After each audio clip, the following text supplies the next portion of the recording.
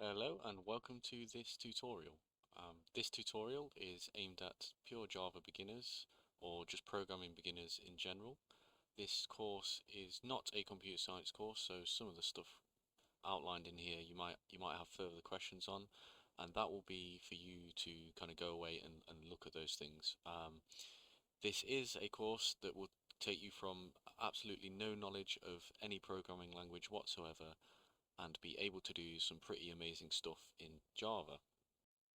This is a no-nonsense course, meaning we're going to get straight into things, and I'm going to quickly cover all of the basics. I think a lot of courses tend to spend too long describing and discussing very basic concepts without getting onto the juicy stuff. The basic concepts can be hard to master, but it shouldn't take too long to explain, and if you need to practice them in your own time, I will be expecting you to do that until you've grasped the basics. This course, as described before, is for beginners, and it's going to take you from knowing absolutely nothing about Java to being able to develop applications with full integration with things like containers using Docker and Kubernetes, having a build pipeline using CI/CD, and explaining what those are. If you just want to know about Java, don't worry, because that stuff comes after we've learned Java, and it will kind of show you the implementation of Java in the real world. We'll be using version control later on also, but again, the first section of this course will just be focused on Java. You're not expected to have any prior knowledge other than how to use a computer and a browser. Hopefully, this will allow you to apply for jobs or at least put you in a good standing to develop a portfolio to then use in the real world and show how the skills you learn here can be reflected in real world jobs. I am a Java developer myself, so I completely understand what is expected of a Java developer in the workforce and what can be expected in the future. As I said, this is a no nonsense tutorial, so without further ado, let's just get into it. So, firstly, if you are completely new to programming, you won't know what this is on the screen currently. This is called an IDE, an integrated development environment. We don't really need to cover what that is. Again, this is no nonsense. We're learning Java. We don't really care what an IDE is. All the overview of this is it allows you to write code. It formats it really nicely for you like this, and it allows you to run your code and see outputs quite nicely. And it does way more than that too. But for the sake of what you need to know currently, it just allows us to run the code. To get this IDE, it's completely free. All you need is a browser. I will leave a link in the description to this website. This is the IDE that I'm using. It's called IntelliJ by JetBrains. They do a multitude of other IDEs for other languages. This one's for Java. We're going to use IntelliJ for it. Then, if you have a separate IDE that you prefer using and you already have that set up, feel free to use that. This is just the one I will be using throughout the course. Once we have arrived here at jetbrains.com/idea, we can hit download.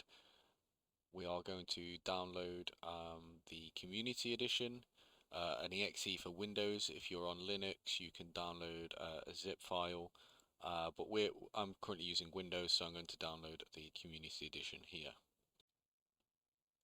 Once we hit download, it should start. Here we are.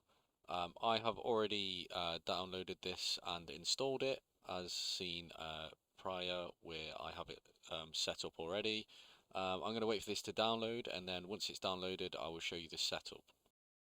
So I have successfully downloaded IntelliJ IDEA Community Edition installer. So upon loading that up, you should get this screen. I already have it installed, so some of these screens may be different. If they are, ignore the ones you don't see. This one is because I already have it installed, so you probably won't see this. I'm just going to hit next here. It will ask to choose an install location, the space required and the space available. You're just going to hit next for the defaults here. We do want to create a desktop shortcut. I mean, that's completely up to you. If you do, I recommend it so you can quickly load it back up when you're following along with this course. We do want to add a bin folder to the path variable for later hiccups and things we might be caught out on. It's not overly important right now. However, in the future that it can catch you out, so we're going to add that. It does say restart needed, so keep that in mind. The create associations, we just want to create associations with .java at the minute. We will be using Gradle for dependency management later, so I can make this a little bit bigger for you guys. We will be using .gradle files later on, which come into dependency management. That's super important, and we'll learn all of that later in the course. All this does is kind of sets IntelliJ as the default kind of application to open these types of files. So at the minute, we're just going to keep that on .java and hit next. We would then click install. I already have it installed, so I'm not going to do that. But you guys are free to click install there. Once you've installed, we shall take it from there. I'm not going to install, but I'll be back with you in just a second. Okay, so after downloading and installing and clicking on the icon for IntelliJ, you should enter a screen somewhat similar to this. It could also be the smaller screen depending on what version you've downloaded, and if you've loaded it up before, or if you have any other projects or anything like that. Basically, you're going to look for a thing that says new project. If you're in a screen like this, it should be file, new project, and we can go from here. If you're in the smaller screen, there should just be a new project button. Hit that and you will enter this screen. From this screen, we can give it a name, so we're going to call it Java tutorial. Location, so this is where it's going to be saved. I have a projects file, a projects folder on my desktop. You guys can save that wherever you like. You can clone this if you want. Create Git repository. We will be doing that later on, and I will be talking a lot about Git later on after we've learned Java, and how we can create an application using Git and source control, why it's useful, what it's used for, and how it can be implemented. As of right now, we're going to leave that blank because we're not integrating with Git just yet. Language is Java. These other languages, Kotlin, I won't cover. Groovy may be covered in some of the Gradle stuff, and HTML we're not covering in this. The build system, again, we could use Maven and Gradle. We're just going to stick with IntelliJ for now. We will later on look at Gradle and see how that works. JDK, I'm currently using Java 14. I might upgrade this during this course. If I do, I will also show you how to upgrade it, because this is a real crux of Java developers, is kind of things becoming out of date and then upgrading them, and then everything breaks. So I will go through how to update your Java, your JDK, and we can do that later on. So we can add some sample code here. We're going to leave this tick because it gives us a nice hello world code. So we're just going to hit create this window, and here we have our project on the left. Now this is the project tree. So in here we have the Java tutorial, which is our project we just started. The .idea, we don't need to worry about this right now. The source, SRC stands for source. Main, here, this is main.java. Now I want to talk about this a little bit. Beginning, main.java is usually contains a main function here. Don't worry if you don't know what that is. This is just where we put, for now, where we put all our code that runs and executes. So just for now, kind of keep that in your mind. Main is where the code executes. Later on, it will get more complicated, and it won't just be a main.java file. We will start adding new Java files to handle things like classes and other things. But again, that's much further down the line. We're not worried about that right now. Just know that main.java is your main file. In here, there's already some code. As you can see, we've a system out print line, hello world, and we are just going to take a look around the IDE for just a second. At the bottom here, we've got version control, which is related to Git. Currently, we don't have Git integrated with this repo, so this is not going to work, and we will use this later on. So this is for future reference. To do, if you write a to-do comment, then we can cover these later. It's kind of bad practice to do this in production systems because they never actually get done, but we will cover this. So here on the to-do section, if you write // that means a comment. We'll cover them later as well. And then to do like that, it will appear in this place here, kind of as a reminder to yourself to do make this neater. For example, to do make this neater, and you can if you're like elsewhere, you can double click here and it will bring you straight to this comment. That's all that is. You can scope base current file project, not a problem. Problems. This isn't really used that much as a tab. If you have problems, it doesn't necessarily mean your code won't work. It just means that it's probably not the best way of doing something. The terminal will become super useful later on. Usually in production systems, you're kind of working on a Linux system where the terminal's even more powerful. But we're on Windows. We're using Windows PowerShell here, so that's just as good as well. We can get a lot done from the terminal, especially using like Git and stuff like that. And services, we'll come into this later. This is you can kind of integrate Docker containers here and kind of see what's on, what's not on, stuff like that. It's we might come into that integration later, or we might just do it from the command line. However, it is a super useful GUI right here. So down here, we also will get some more when we start running things. I'll show you that in just a second. So if we look in here, we have some code. Let me get rid of this comment. We have some code there, and we want to run our code. What does that mean? It means the computer is going to compile this code into machine code and then interpret the instructions and carry out what we've told it to do. In this case, you might have already guessed, we're system.out, so we are saying, we're going to get into what this means later, but we are saying print this line, hello world. That's basically what this does. And there are a bunch of other system dots and system.outs, and we will cover them later on, but this is the most basic. And if we hit run here, or we can go to run at the top here, or you can hit Shift F10. I tend to just hit run here. We hit run main. You can see here it builds. Just wait for it to build, and then once it's finished building, we get a little run tab here, and it tells you some stuff about what it's run, how it's run it, and it will produce hello world, as you can see here. Don't worry if you don't know how that works. We're just kind of getting used to the IDE and having a look around. Now we've seen how the IDE runs and works with our code. What we can do is start writing our own code. So we're going to get rid of this. We know it works, so we are happy to get rid of that. So what we can do is have a look at primitive types. These are the most basic types of data that you can get in Java. So they include strings, integers, bytes, floats, doubles, shorts, longs, booleans, and chars. Don't worry, I'm going to go over each of them individually. That's just a brief overview. They are stored directly in memory as they are as a type, and Java knows what type it is when you store it as that. That is why Java is statically typed.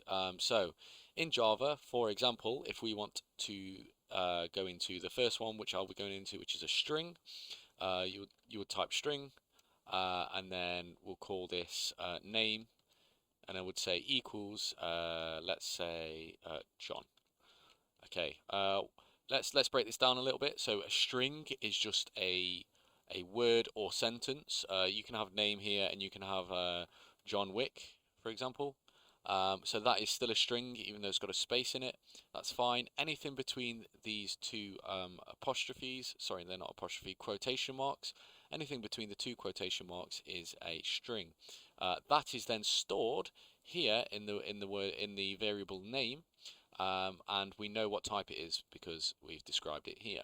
That is as describing a variable. This is how you describe all variables, just with different types here, and then obviously different assigned values.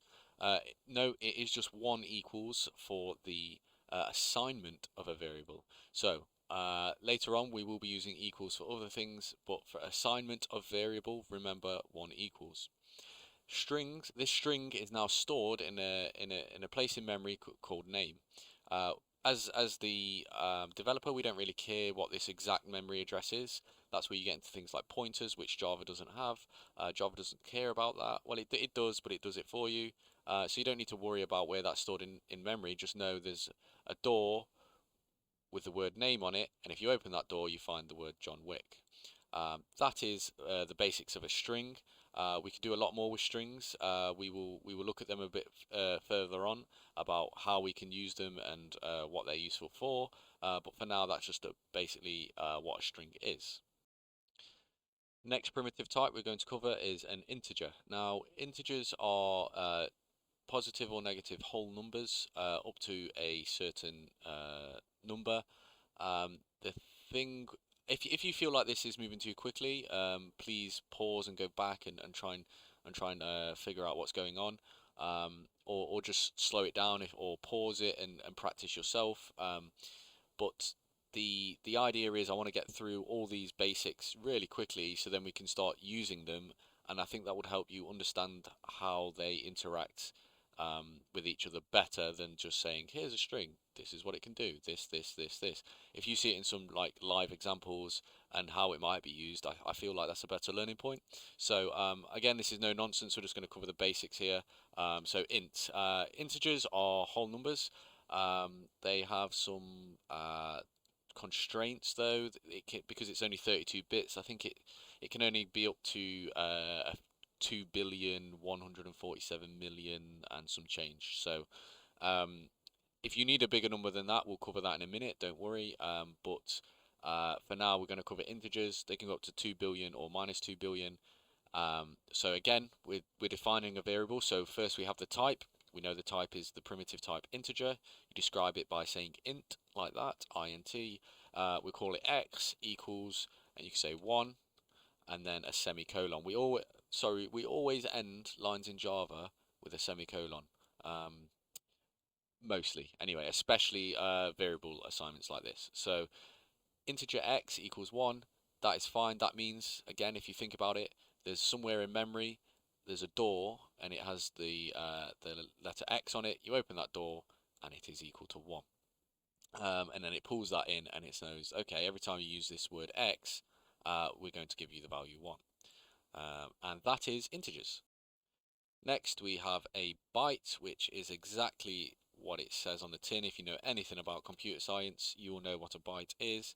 It's the same again. We need to describe a name for this to be stored in memory, so we'll call it, I don't know, byte 1 equals.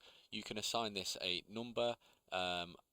It's going to be from negative 127 to positive 127, I believe, because it is stored in memory as 1 byte. So that it's just for kind of saving memory if you think an integer takes up too much. We're talking some quite low level systems here that would be integrating with this, but this isn't typically how bytes are used. You usually use them in an array and then you send them over a network, probably is the most common way I've seen them used. Don't worry, we'll get into arrays and how byte arrays work later on, and we will continue to learn about bytes, but bytes are just a very, very small bit of memory that you can store an integer in or some other value like a. Sorry, not like that. Like that. No, sorry, not like that either. Like that. So, yeah, you can store characters or integers in there. Anything that can fit in a byte, it can. We'll cover characters in a second. Don't worry. But yeah, bytes are just a really small bit of data that you want to store something in. Next thing I'm going to cover is a float, a floating point number. These are the most common type of decimal point. So integers are whole numbers. If you need a decimal, it's best to use a float, and you describe them like this. So you have the type, which is float. You then have a a name. So we'll call this pi, and we will say not the food, the number 3.14. Please don't judge me for my knowledge of a pi only to 2 decimal places. So we have here float pi 3.14, and notice the f on the end.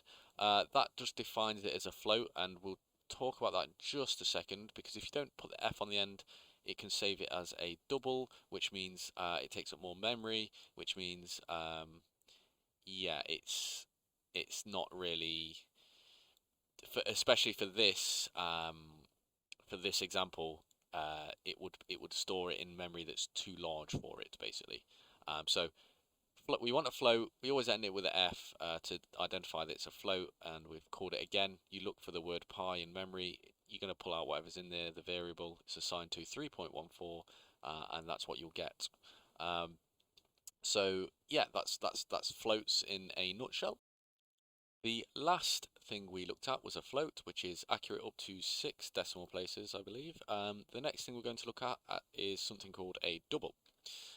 While describing this double, I also want to go over real quick variable names. So we've been naming our variables, and we have been using like one word names for them. Sometimes you want to describe a variable in a more descriptive way, and it's usually quite good to in Java. Java is known for being quite verbose, and it's also known for describing exactly what things do with the names, so you don't really need as many comments. That's what I've seen as best practice anyway. So for example here, we could have we could just call it double num. No, okay, we could call it double one like we have before, but I want to kind of showcase the variable names that you could use. So we can have double, and we can call it some random double number equals. Let me just do this because then I can describe exactly what's going on. So double is just a type. Again, it's doubly as accurate as a float. So here we are saying this is a pretty accurate decimal. These I don't really come across this too much. Occasionally, but definitely not too much. Usually just use floats. But if you need the accuracy, the doubles are here. It stores it in a large amount of memory. Just be aware of that. So it's quite intensive. Here the variable name. Again, if you look through memory, it will look through memory and reference this. You could write like pure memory addresses, but well, you couldn't because the language wouldn't let you. But this basically translates this to a memory address, which then it looks for that memory address, which then it finds this. So this is just a memory address that we can read, and at the minute it's described as some random double number. This is important because notice how the first letter is lowercase, and then every other word in here has an uppercase. That is called camel case, and Java follows the camel case notation. You can find the Wikipedia for that if you're really interested about how everything's described. You'll notice me using this and throughout, and you will notice later on I do some other things with camel case, which I will describe at the time of using, but this is just something to bear in mind that is best practice in Java. Again, this is just a decimal number. Notice how it's more accurate than 6 digits, and it's got a D on the end. We're being explicit there, saying that this is a double. So that is how a double is described, and also some bits on kind of case notation there. So we have covered integers and bytes a moment ago. An integer is a 32-bit number. A byte is 1 byte, which is 8 bits. So 127 negative to positive. If you need something in between, there is a short, which again I haven't seen this used a lot, probably because I don't work with kind of low intensity systems. I use other languages for that. So this is not what Java is really known for, although you can, with modern Java, you definitely can get quite close to the speeds of other languages. So this might be worth knowing in your journey. So short is in between a byte and a int, and it just describes a number between that. To get the exact number, it is from -2 to the 15 up to 2 to the 15. So basically from 32,000 positive to negative. So we could say 32,100 is fine. But if we used to say this is 33,000, it wouldn't let us because that's above what a short can hold. As stated here, cast expression to short. I mean, yeah, let's not get into casting just yet. But that's basically how that works. You wouldn't be allowed to do this because that's too big for a short, so you'd have to store it in an int. Just for memory management. Something we shouldn't be thinking about too much here, so don't worry about that, as long as you know what that is. The next primitive type we're going to talk about is a long. So longs are just really, really large numbers that are too big to fit into an integer. So to show that, I'm going to do long first. So it's described by just saying the type is long. We give it a name, some random long number should be fine. And then we can say 2,147,987,654. To say it's a long, we need to add an L on the end, and then a colon. So if we add an extra 1 in there, that amplifies it by 10, so it's now 10 times as big as it was before. So what that means is this would be too big to store in an integer. So to show that, if we delete the L off the end and change that to an int, this will be integer number too large, as we see there. If we change that back to an L on the end, defining that, being explicit that it's a long, and then change that to a long, as we can see, that works. So it's just a larger piece of memory to work with. So we can store larger numbers. It's not often you see these. You do occasionally though, especially with things like ID numbers and stuff like that. So you can get quite long numbers. Usually you have custom types if it starts getting this large. But yeah, that's a long. It was noted earlier that string is a primitive type. It's not quite a primitive type. It is a object, it's usually described as an array of characters. You don't need to worry about that. We haven't covered characters just yet. We're going to cover that in a minute. We haven't covered arrays just yet. Don't worry. I'd like you to think of strings as primitive types, though. Just in terms of how often they're used. It's not a primitive type. So if someone asked, is a string a primitive type? The answer is no, it's not. It's an object. But just kind of band them in the category of primitive types because they are as commonly used as any other primitive type, if not more. So that's why I've described them in the primitive types section here. But I just want to make that clarification now. If you get asked if a string is a primitive type, it is not. It is an object. A character is a primitive type, and a string is just a bunch of characters, as we'll see in just a second. Moving on from that, then, if we look at characters, you describe them using the word car. As you can imagine, car is just a single character of some type. The interesting thing about cars is they can be described as the literal character it's trying to describe, or a Unicode number, and it will automatically translate for you. So, for example, we have car. We'll call this initial. So this could be somebody's initial, for example. And let's say we have J in there. So again, we are describing it as a car. Its memory address name is initial. That's the variable name for it. And its variable value is J. Notice how it is single apostrophes there, not the double quotation marks. I think it allows you to use the double quotation marks. No, it doesn't. Okay, that's a string. Yeah, I thought so. So this is just describing one character. This is a primitive. You cannot have more than one in there. This is a primitive. There is also another way to describe a character. You can describe it with a pure decimal number. You can look up online ASCII to decimal translation, and you can kind of just describe it as a number like that. So I believe I've looked, and I believe 74 is J. So if we do what we saw earlier, system.out.println, and if we print the initial here, sorry, we're going to cover this in just a second. So basically, this should also equal J. If we hit run here, as you can see, it prints out J. System.out.println just prints stuff to the terminal down here. We've passed in the variable name, which is the first time we've seen this. Don't get too confused. All it's doing is like a reference. So it's referencing this character, and it says, okay, the character is 74, which means it's also J. So J is stored in this initial memory address, and it's okay, print whatever is in that memory address, which happens to be J, and that's what it's doing. Hopefully that's not too confusing. Don't worry, we will you'll see this a hell of a lot more. It's a really useful tool for learning. So don't don't overcomplicate this at the minute. I just wanted to kind of show that you could describe this as a decimal and translate it to ASCII.